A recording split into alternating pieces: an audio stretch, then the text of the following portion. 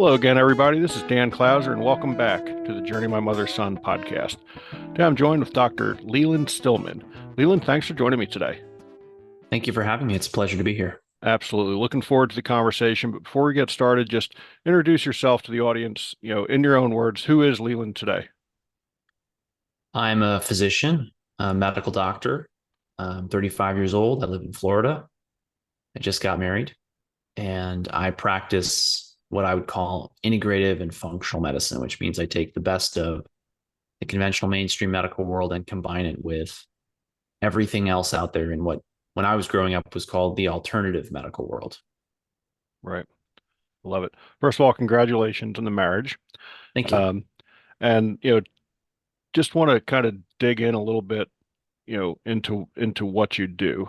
Again, whether you call it holistic or alternative medicine or, tell me a little bit about, you know, what you're doing there and how it differs from, you know, what we're all used to in, common Western medicine. I uh, I base my approach to medicine on a quote from the father of medicine in the West, Hippocrates. He said, "The greatest medicine of all is teaching people how not to need it."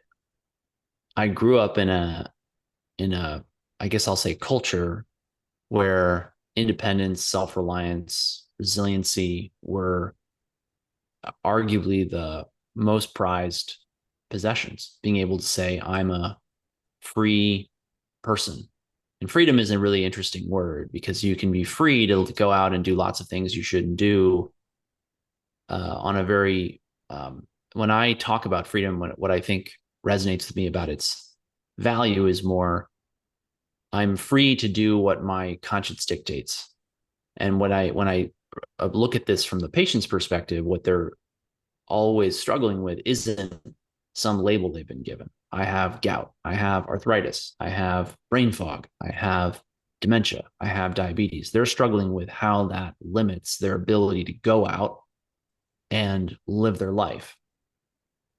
They can't relate to their friends and family the way they would like. They can't succeed at work. They can't interact with society. They can't fulfill their hopes and dreams.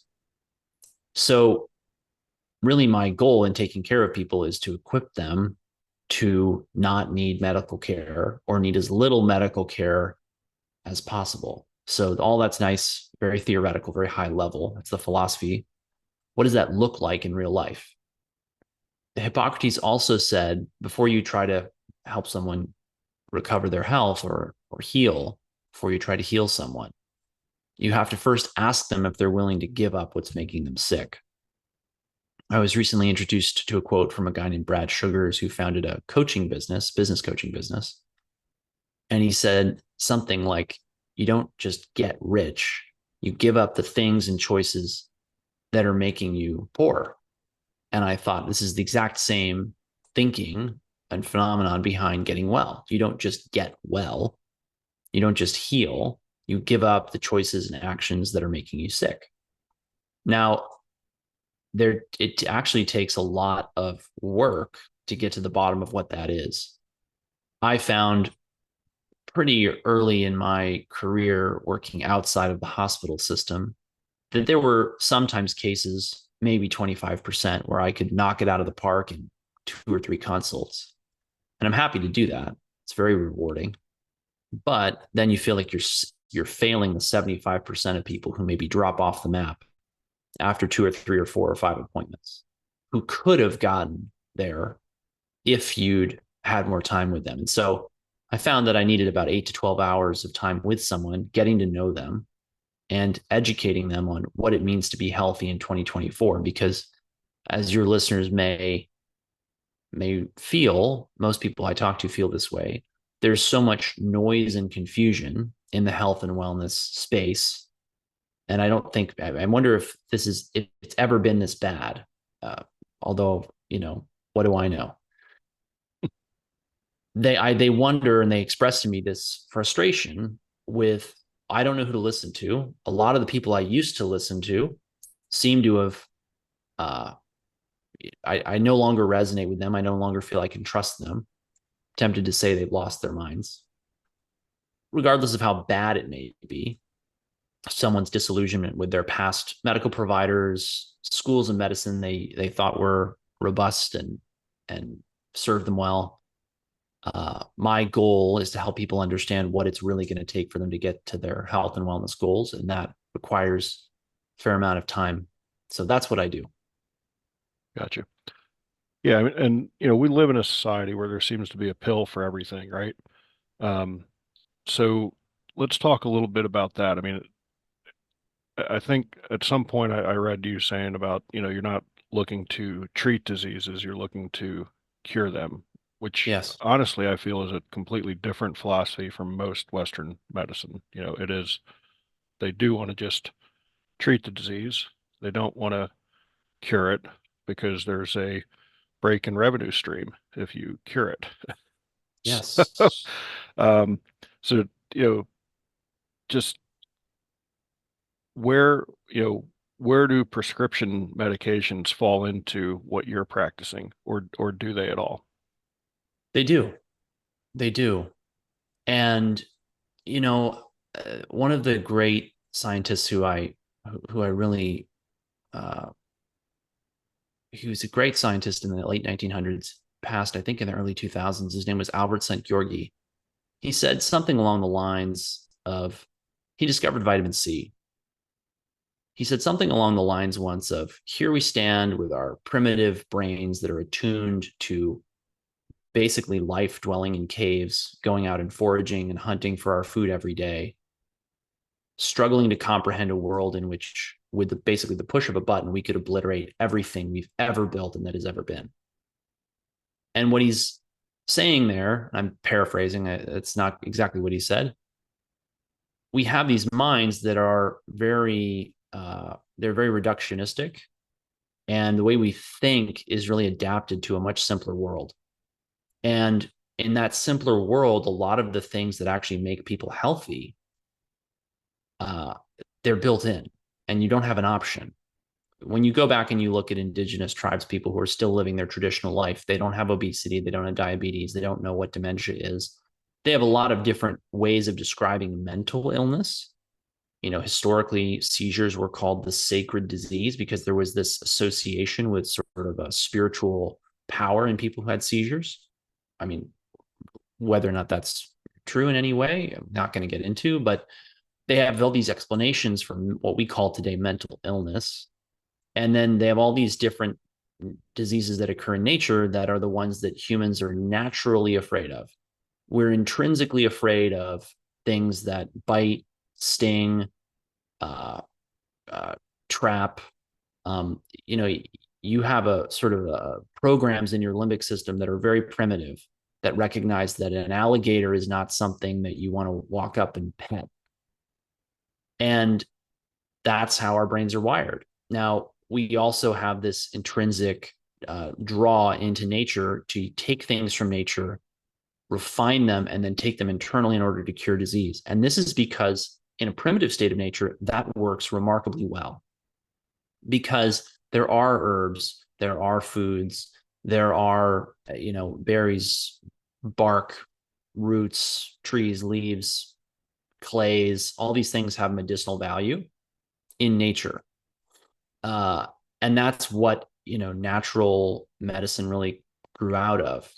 Now, a lot of it has been derided as sort of pseudoscientific, and a lot of it may be very unsubstantiated. However, it's very effective for the problems that people used to have. And you see this still today in the integrative and natural health world. There's lots of people focusing on things like parasites, parasite cleanses. And the human mind readily grasps the idea of I might have something internally that I need to cleanse my body of and purge out in order to get well. Well, fast forward a couple thousand years. What's changed about our environment? Well, darn near everything. We live in artificially lit homes with artificial heating and cooling systems.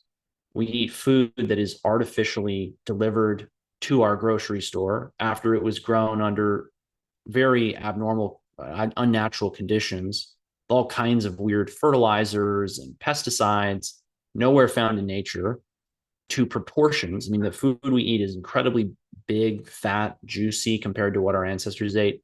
It's loaded with calories, and water, whereas it's relatively low in micronutrients, things like minerals and vitamins compared to older varietals. And so, as a predictable consequence of this, we don't perceive how these things are dangerous to us. And when I say dangerous, I mean they're not what we need.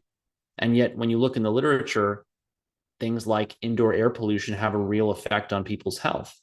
Things like artificial light at night and overuse of technology have a real effect on people's health. And so our brain doesn't see that. It struggles to see it.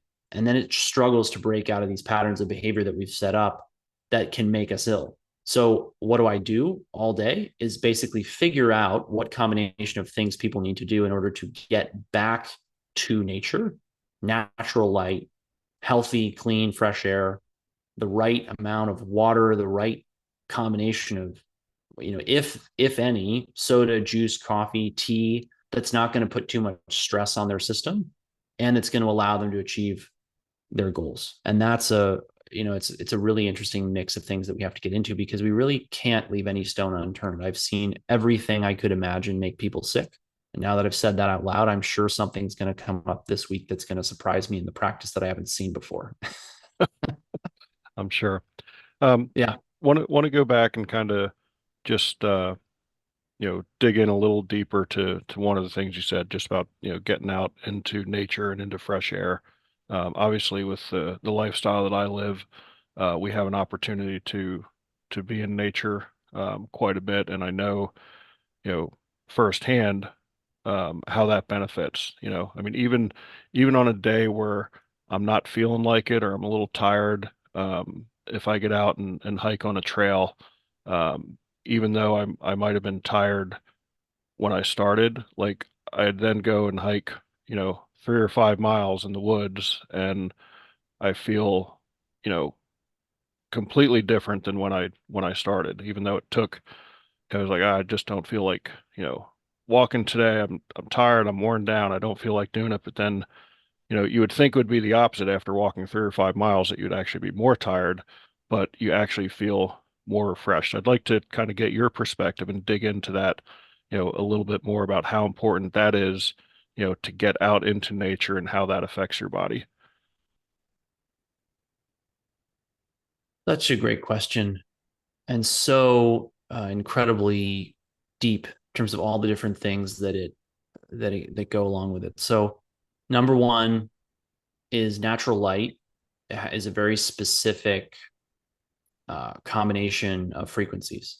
People don't appreciate the importance of that for their health.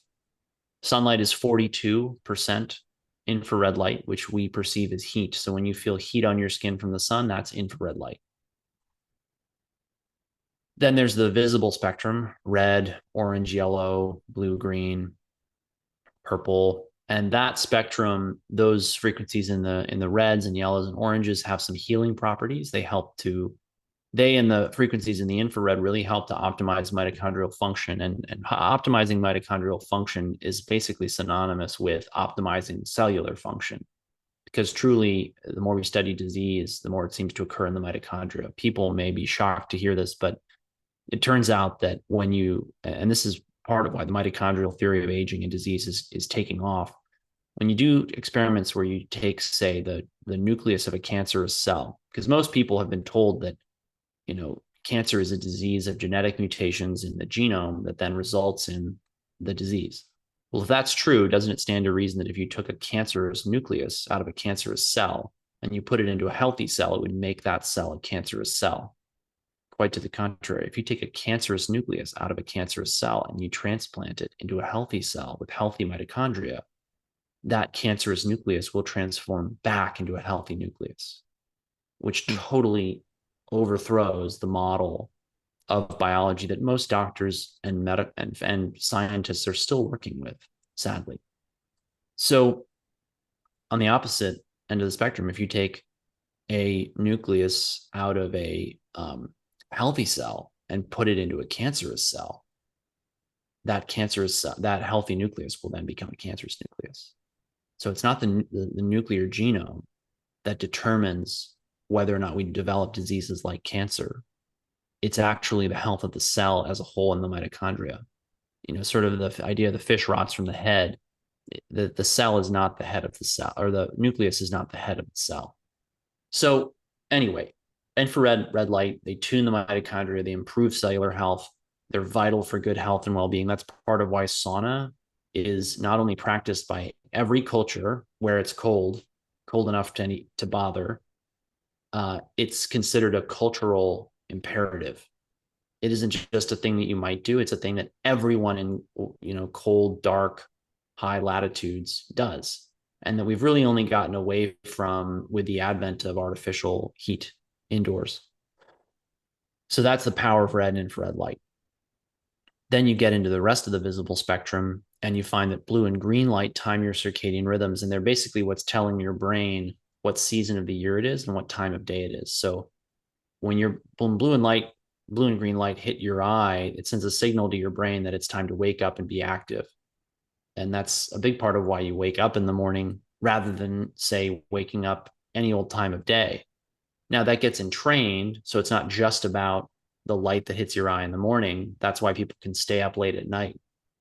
Uh, when you introduce a lot of artificial light at night, that's when you disrupt these circadian rhythms by telling the brain that it's really a longer day than it is. And then the brain says, well, we've got to be active, because if you live in a place with a very long photo period, long day in the summer, you'd better be out there chopping and hauling firewood and gathering food, because you're going to have a proportionally long, cold winter that you have to survive. And if you didn't put away enough firewood and enough food, you're going to die of a combination of starvation and hypothermia. So that's how your brain's really wired. Then you get into the ultraviolet light. Ultraviolet light, you get UVA and UVB. Those are the only two that fall to Earth from the sun. UVA has been vilified as the cause of wrinkles and skin cancer. And while that's sort of true, it also actually has a lot of health and anti-aging benefits, because it turns on some hormone systems in the body that have some healing properties. And then you get to UVB light, which is what produces vitamin D. And that's very powerful and very healing to the body for many different reasons. And so that's the biophysics in a nutshell, and maybe 10 minutes of explanation of light hitting your skin, hitting your eye. And to put this in perspective, when you go from shady indoors to outdoors, you're going from maybe 1,000 lux of light, or 100 lux of light, or 10 lux of light if it's not a well-lit room, to 10,000, 100,000, 150, 200,000 lux of light. These are hundreds of thousands of difference in magnitude, potentially, in between your indoor environment and your outdoor environment. And the reason is that your pupil constricts and dilates in order to accommodate light. That's why we go outside. If we've been in a dark building, if it's bright out, we feel blinded by the light. Your pupil's accommodating. It takes time. Same thing, you go from a very bright outdoor environment to a very dark indoor environment. It takes your eye a moment to adjust. You don't perceive that as more than just a momentary shift, but the amount of light hitting your eye, and specifically the retina, because when light hits the retina, it generates an electrical signal to the brain. And it's not just wired into the visual cortex. Your eye is wired into something like 44, 45% of the whole brain. So it has this incredible power over everything that goes on within your skull. And so that's part of why living indoors and artificial light at night are so disruptive. And we need to get these frequencies of light not only on our skin, but in our eye, in order to optimize our health. And that's why in study after study, we see that living closer to the equator, you have a longer life expectancy. Living in a sunnier place, you have a longer life expectancy. Spending more time outside in the sun, you have a longer life expectancy. You also see the incidence and severity of many illnesses go down: metabolic syndrome, dementia, cancer, diabetes, heart disease. All the major killers of Americans today are all linked to a lack of natural full spectrum sunlight, including even the UVA and UVB that's been vilified as the cause of skin cancer. So that's the light piece of it. And I know that was a lot, and there's a lot more to unpack. So any questions about that? No, keep unpacking. Okay. Then there's the fact that let's say that you're out for a walk, as you described, you're not wearing sunglasses. You might be wearing a hat because you don't want to get burned, which is important. You don't want to burn your skin. and you're walking through nature, you're not wearing headphones, you're listening to the sounds of nature. The sounds of nature have all kinds of biological effects that I don't think we really have started to truly plumb the depths of. um, there are frequencies in nature that have effects on life that really are kind of hard to study. The few studies I have reviewed, they find that people, for example, who spend more time listening to nature sounds, have a better mood, have a better outlook on life, are less likely to rate their stress levels as high, so on and so forth. That's a big part of why big city living is so stressful, I believe, is this constant noise pollution from man-made sounds that are not necessarily in harmony with our biology. So there's a sound therapy component to being outside in nature. And then when you Hippocrates also said walking is a man's best medicine. And I did not appreciate that until I started to work with my friend Jim Laird in my practice, who's a strength and conditioning coach. And he started to demand that all of the patients take 3 10-minute walks outside every day.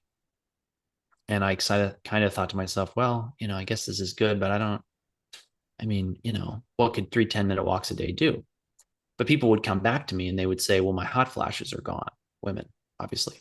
My weight is coming off. My mood is better. My sleep is better. My metabolism is faster. I'm not eating as much food. I don't have as many cravings. Profound, powerful therapeutic benefit from just 3 10-minute walks a day. This isn't just being outside. Part of it is actually moving the body. It's low level manual labor, which is what the body's actually designed for. And if you look in the longevity literature, low level manual labor, walking, threshing wheat, picking crops, you know, hauling, fetching wood, lumber, water, food, whatever it is, that's really what the body thrives on in order to live longest without, by the way, wearing out its joints and capsules and ligaments. And, we've got a society now that's never been more obsessed with fitness, but has never been more out of shape. And at the same time, has never been so overburdened by orthopedic injuries as we Yeah. do now, which is deeply ironic on multiple levels. But walking is really incredible. I have a theory, I haven't been able to substantiate this, that I haven't had time to look in the literature for it, is really what I mean. That when we shift the body from side to side, we help the brain process our emotions and our experiences in life. I think that's part of why, many people will say, I went out for a walk and I felt better about things. I had a walk and I really took time to think about things, and I reached some kind of peace or some kind of conclusion. Very interesting how many people say that. I don't think it's coincidental. I think it's got to do with the fact that the brain is having to shift the body from side to side repetitively. And when your brain has to do things that cross the midline and where you're shifting the body, it actually has to talk from one side of the body to the other. So I think that's somehow very therapeutic. And then there's the fact that the human brain, I believe, thrives on a certain amount of novelty. It likes a new environment. It likes to climb the next ridge, the next hill, see the next valley for no particular reason other than just that it's there. Yeah. So, and then there's the health benefits of being close to the earth and away from technology. There's a lot more literature coming out and accumulating about that. There's strange sort of, you know, they're very people would call them woo or sort of hokey or hippy dippy, tree hugger type stuff. But truthfully, we have real data now coming out more and more that doing things like wiggling your toes in the grass to connect to the Earth's electromagnetic field actually has a meaningful impact on your autonomic nervous system. Being exposed to the temperature outside, the cold temperatures actually turns on things like brown fat, which burns energy in order to create heat to keep you warm. Being exposed to heat causes you to sweat, which causes you to excrete toxins. It also triggers um, a lot of adaptations with things like heat shock proteins that are attributed to then longevity. So all of that taken together is really how something as simple as a walk out in nature can be very profoundly therapeutic. Yeah. Yeah. Talk a little bit more about the digging your toes in the earth. I do a lot. I walk barefoot a lot in the grass. been doing that for probably 5 or 6 years now, and notice incredible benefits. Some people call it earthing, whatever Yes. they want to, whatever term they want to put on it. And it's funny because years ago, I mean, I thought it was like, you know, to walk barefoot anywhere. I was like, oh man, that's just gross, and Yeah. Right. completely, completely have changed my tune on that over the past several years, and just notice incredible benefits of getting outside and just taking a walk in the grass with no shoes on. So, dig into that a little bit more for the listeners. Boy, what a great topic. So there's a great book that people will, if people want to really know this or learn this information, the best book on this, in my opinion, is called The Body Electric. I don't recall exactly if that book deals with earthing in particular. There's a whole book on earthing written by Doctor is now passed Stephen Sinatra, and I think he co-authored it with someone. But the reason I mentioned Robert Becker's book, The Body Electric, is because he was really the pioneer, one of the pioneers of the discovery of the electrical system of the human body. And the electrical system of the human body is awe-inspiringly complex.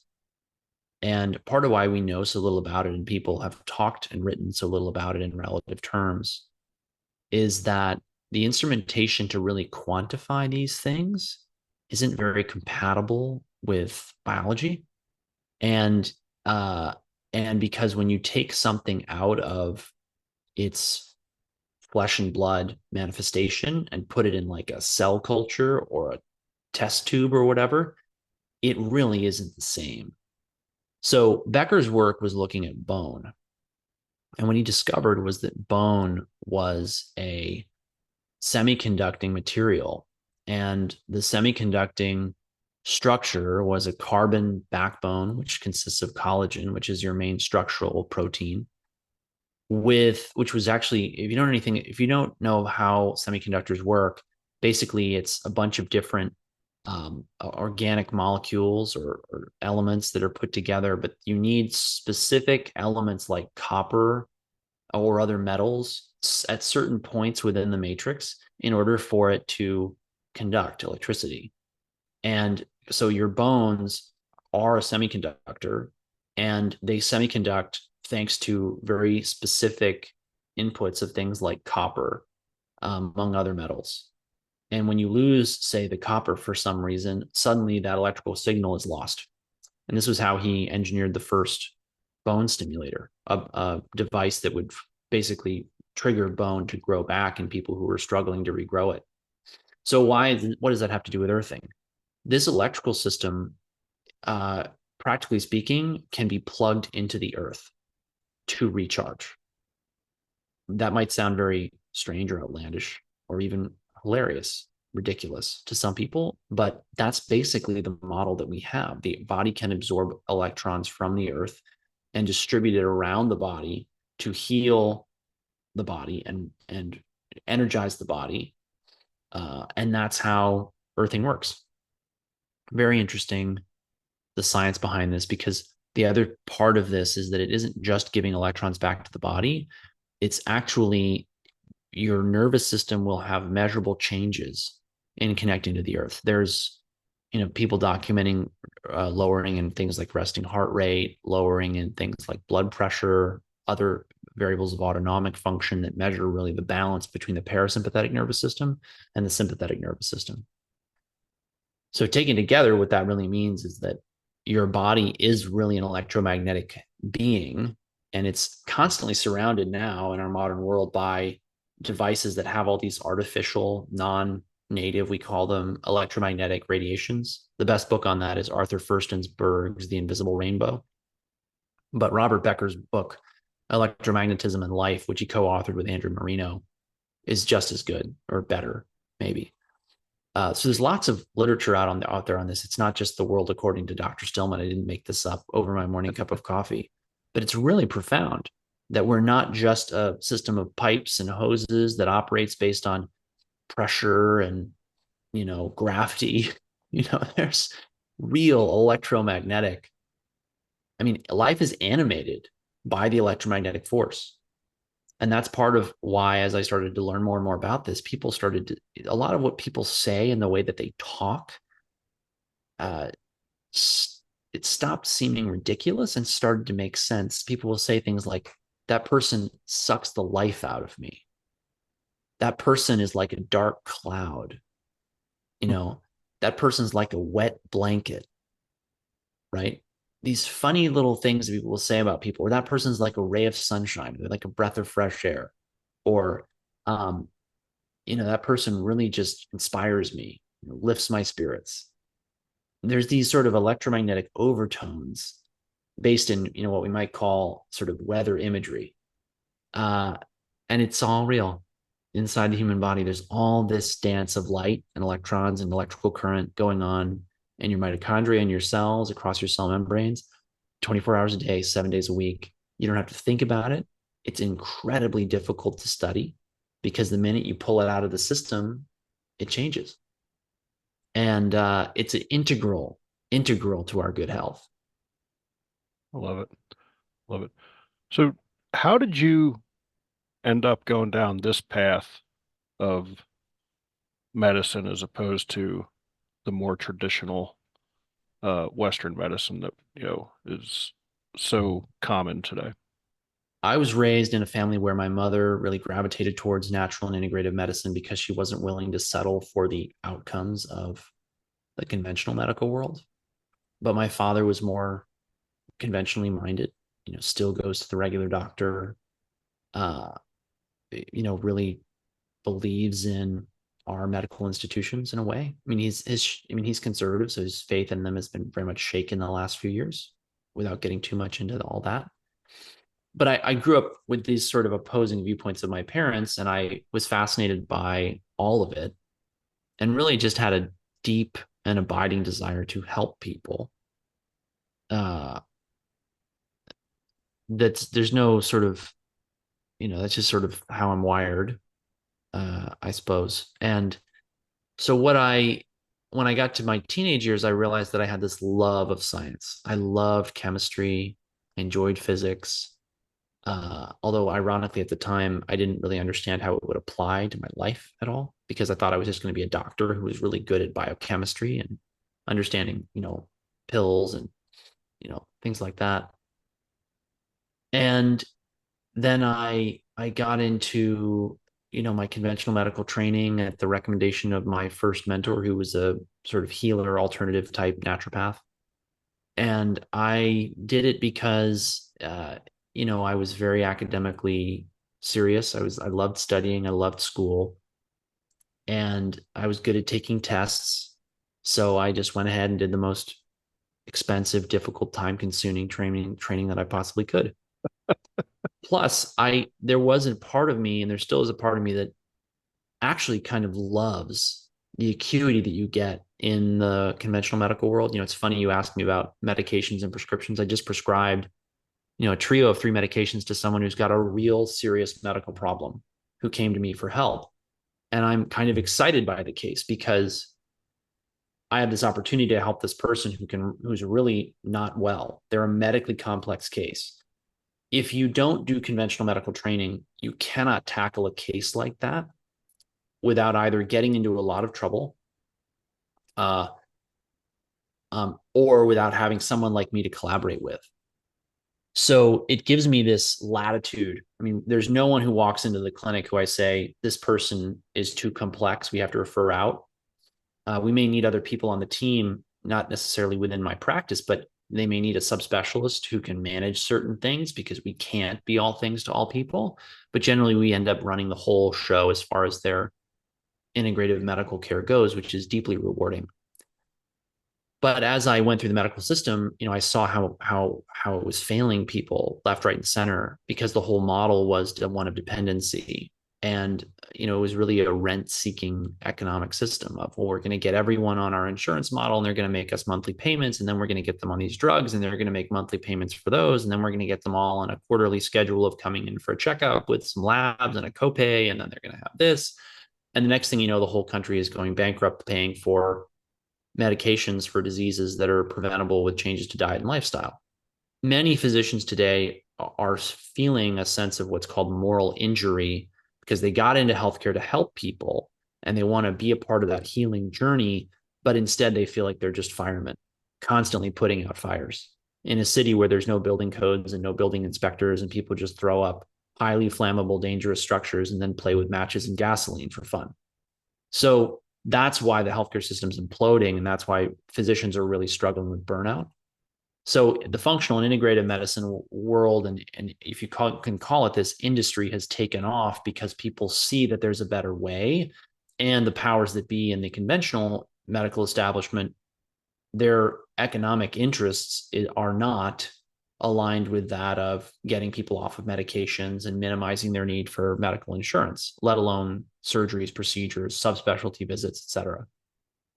So they see this as really an economic threat.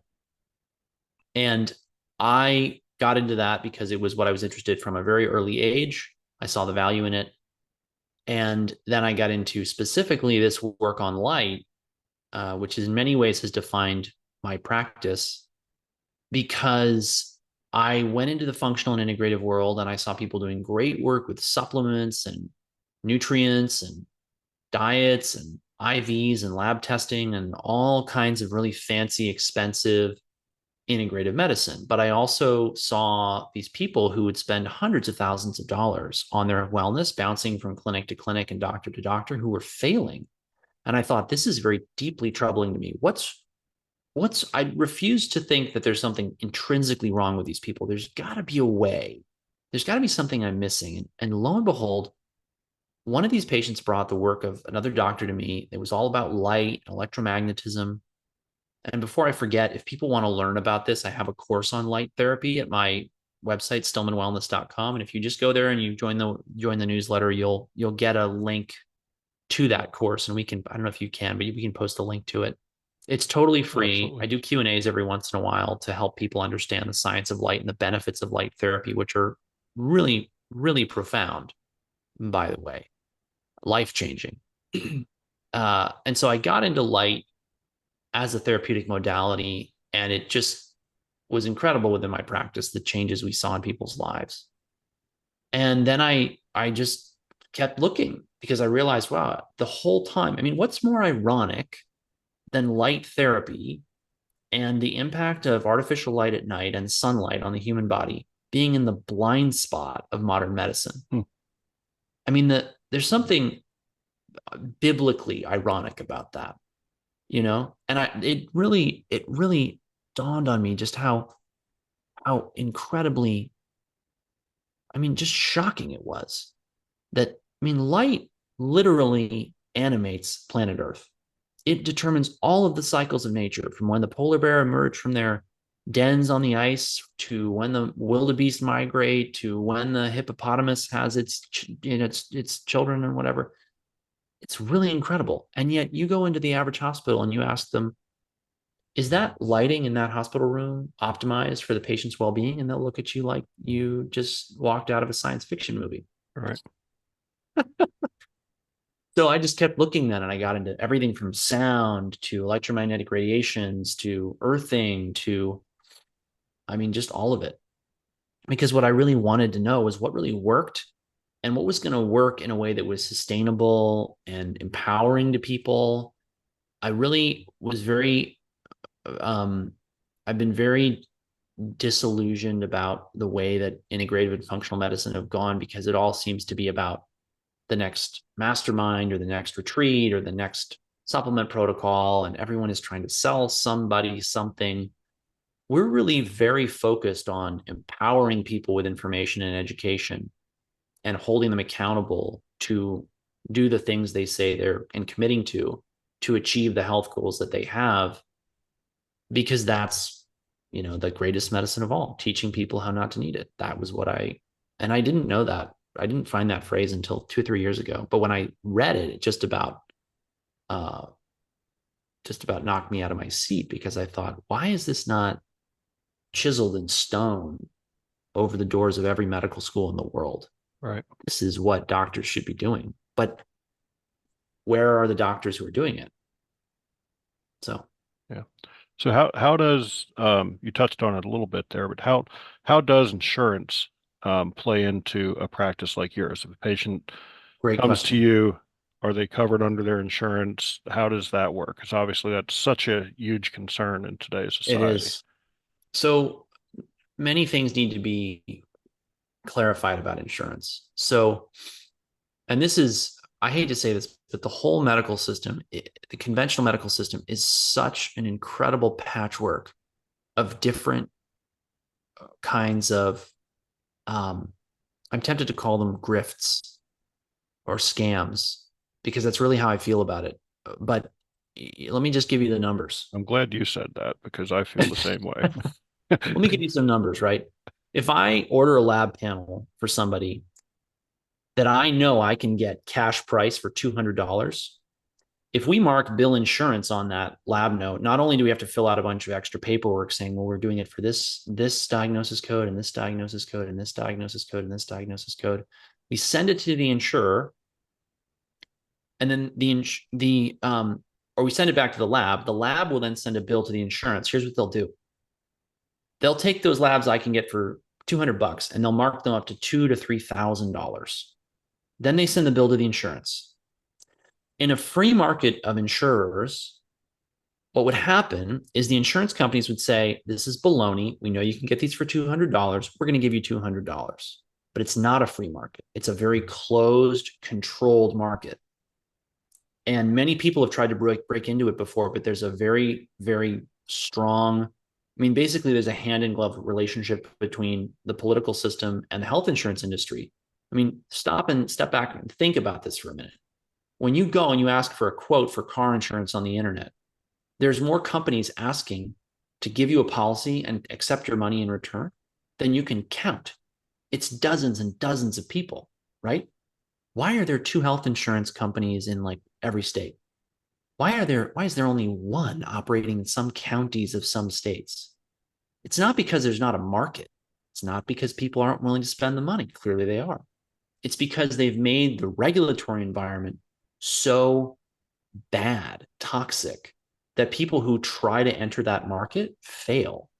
I mean, people don't think that guys like Jeff Bezos or Mark Cuban or millionaire, billionaire celebrities who've built very successful business empires, why do you think they're not going after health insurance?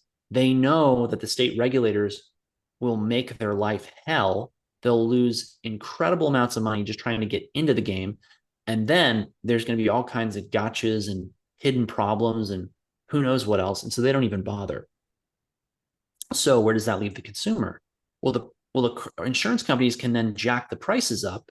And what they'll do in order to maintain the illusion that healthcare is expensive is they'll say, well, we've paid $1,000 of your lab bill, Dan, because we're so invested in you as a customer.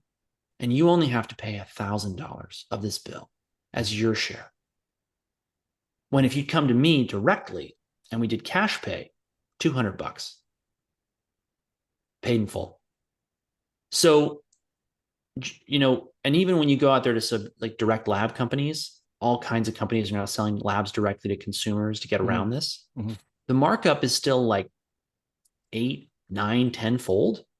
So a lab panel, and sometimes it's only like 4x. And there's some companies out there where it's really like the most affordable one I've been able to find is Ulta Labs. But even them, I can get prices under.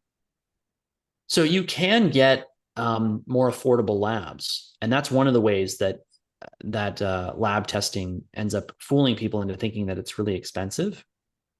Then you get into things like, medications, where there's just all kinds of little tricks and things that people do to make the meds more expensive.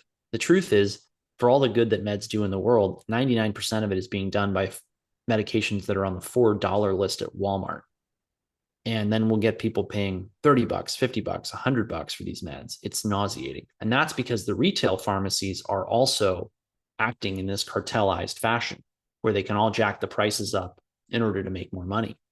And then the hospital systems do the same thing. You've probably heard stories, people charging $100 for a pill of Tylenol. And that's a matter of then when the hospitals go to bill the insurance companies, the insurance company says, well, we're going to, pay $60,000, $70,000, $80,000 of this hospitalization. And there's another 10 or 15 grand that you're on the hook for. But when you look at the cash price of the services rendered behind the scenes, you can see, oh, well, we could have done this for 5, 10, 15 grand, all told. And so then this creates the illusion that your insurance company is A, paying for a lot of care that was necessary, which is not. Number two, that everything you're going to do if you get out of the insurance model is going to be heinously expensive. And then B, here's a fact. Most of the people who declare bankruptcy due to medical bills have medical insurance, health insurance. They get bankrupted by it because something goes wrong. And that's where people have this idea, oh, well, I have insurance. Well, what does your insurance actually say? And then you get into reading the insurance dialogue or the contract.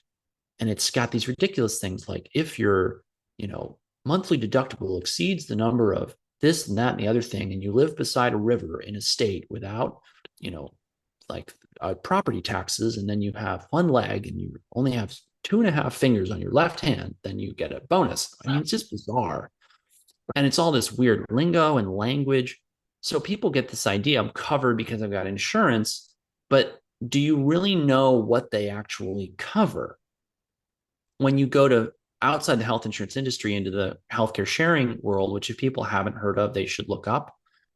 This arose out of Obamacare because with Obamacare, they had to give people of faith an out. Otherwise, they'd be violating the First Amendment. That was the way the Supreme Court ruled on that. And so Christian healthcare sharing ministries sprang up that allowed believers to pool resources and then pay for people's medical bills. And what they've managed to do is basically bargain the hospitals down, because what can tend to happen to the hospitals is they bill $1 million because they know they're not going to get paid for it. And they're just hoping to make back 500,000 or 200,000. Well, if they don't make that back in a certain period of time, number one, the chance of ever collecting it drops dramatically. And number two, they have nothing to pay their current bills. So if you go to a hospital, if you get a bill for $100,000 and you go to them and you say, hey, listen, I got 5 today. Let's make a deal. You'd be shocked how much they'll bring that bill down. And if you go to them and you say, I need an itemized receipt for all of these services, they have to provide it to you. And then you can start asking them, like, who do you think you are charging me $100 for Tylenol? Like, how do you sleep at night? What would Yeah. your mother say to you if you gave her a bill like this? And you'll see the charges start dropping. And they'd much rather make 20 or 30%, from what I've heard, today, than have to keep coming back and bothering you for more and more and more down the line. And that's the secret to how I believe these healthcare sharing ministries are keeping the cost of care down. Because to give you some idea of how this translates, for example, for me as a married man, my healthcare sharing ministry cost is something like $130 a month, and that's it. And if something happens to me, like I get hit by a bus, I need an emergency surgery, they're going to help me pay it minus my deductible. I don't think they call it a deductible for legal reasons, but that's effectively what it is. And then, additional family members are 100, $200, depending upon their age and state of health. And you also make a covenant with them that you're going to live according to a biblical lifestyle. So they're not going to pay for a $30,000 rehab stay. They're not going to pay for the consequences of, say, IV drug use or sex outside of marriage. So there's some caveats there. But anyway, to answer your question, we don't take insurance, we take cash, but we give you all-inclusive programs if we think you need them, which then allow you to, because I also found in the integrative world that people were, that you go in for a $500 consult with an integrative natural functional medicine doctor, and then they order $1,000 in labs, and then you're supposed to buy $1,000 in supplements. I think it's more genuine to say to somebody, hey, I'd love to help you. $2,500 is what I think it's going to take for us to get you some real significant progress.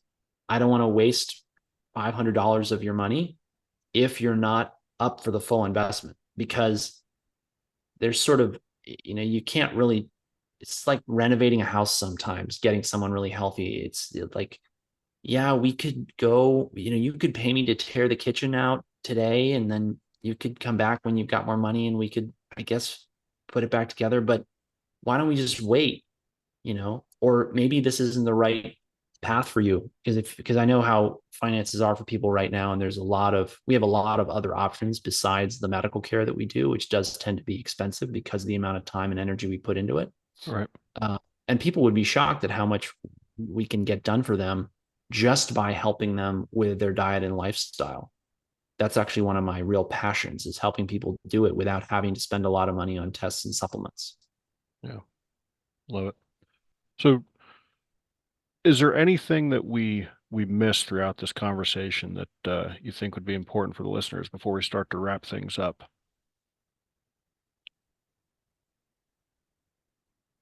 I think I've said this, maybe not in so many words, but the most important thing for people to do when it comes to their health today is really take the time to learn how to be healthy.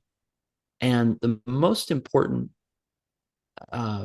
thing to focus on in who you listen to and who you choose as your coaches, your guides, your doctors is, are they being upfront with you?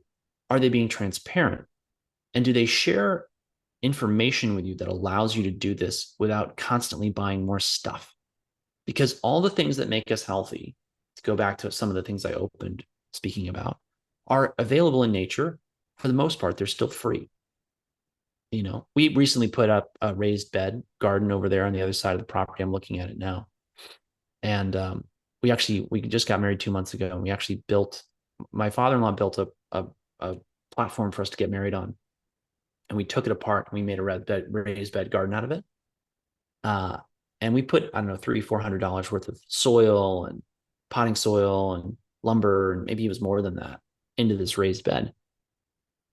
But you buy a fishing pole, you buy, the equipment to go hunting, you buy some potting soil and some pots, and you grow your own food. You go out and you hunt, you forage, you farm, you get out into nature. These are the lowest cost things available to us still to this day in this country. And they're part of what I think made America great. And I think it's part of what makes it's like the joy of life, you know? And I think that's been lost in the conversation about health, because there's so many people looking to profit off of, well, it's about the next pill and the next powder and the next thing that comes in a box or a bottle or a bag. So that's why we spend a lot of time educating. We don't spend a lot of time selling products.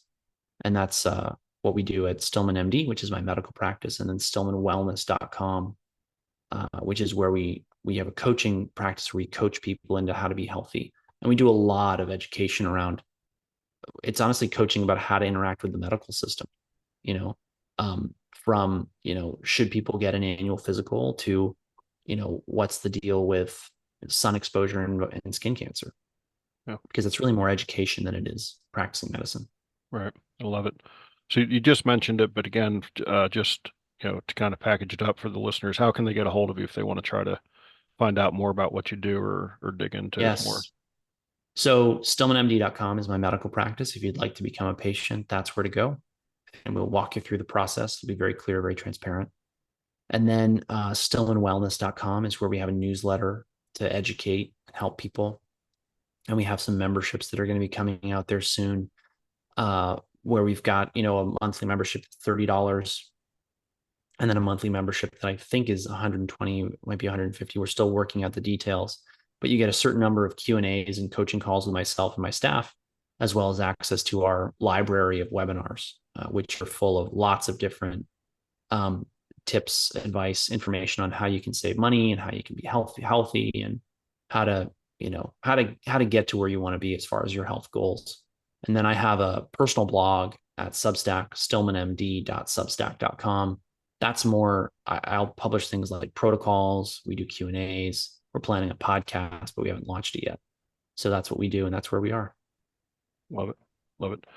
So, Dr. Stillman, that brings us to our final question. As you know, the subtitle of the podcast is Many Little People in Many Little Places, which comes from the opening lyrics of a Michael Franti song, which go, when many little people in many little places do many little things and the whole world changes. So it's one of the little things you do on a daily basis to make the world a little bit better place. The older I get and the more I practice, the more convinced I am that the most important thing that we do every day that determines our health, our well-being, our longevity, and really the quality of our lives is being positive, being grateful, and being kind to other people. I love it. That's a great answer. Dr. Stillman, this is a great conversation. I really appreciate you taking the time to join me on the show. Wish you the best of luck moving forward. I hope this is something that people, catch on to and dig into deeper, because I think it's a conversation that needs to be had much broader than what it is right now. So again, thank you so much for taking the time. For those out there listening, be sure to check out my other podcasts and blogs at journeymymotherson.com. While you're there, check out my Pay It Forward program, where you can buy a book, have it donated to somebody else, and just a way to spread good stories. So again, Dr. Stillman, thank you so much, and really appreciate the talk. Thank you. Thank you for having me. You bet.